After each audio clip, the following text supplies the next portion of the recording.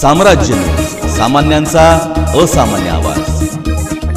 जमखंडी पूल नूतनीकरण, पिण्याचे पाईपलाईन फुटला, लाखो लिटर वाया।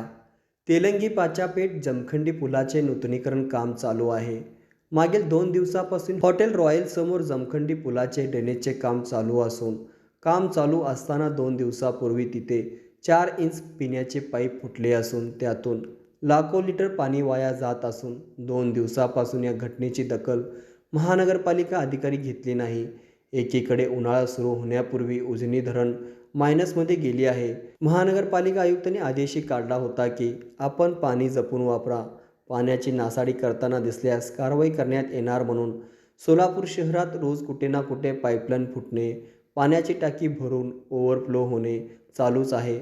या घटनेची माहिती तेलंगी पाचापेठ येथे राहणारा दक्ष नागरिक देवीदास पिस्काई यांनी या घटनेचे व्हिडिओ काढून सोशल मीडियावर व्हायरल केले।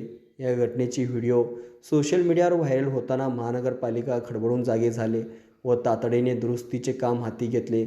असो, देर आये दुरुस्त आहे या युक्तीप्रमाणे काम सुरू झाले आहे। पाहूया सदर पाईपलाईन फोडणाऱ्या ठेकेदारावर सोलापूर महानगरपालिका आयुक्त काय कारवाई करणार, असे येथील नागरिकांनी प्रश्न उपस्थित केला आहे।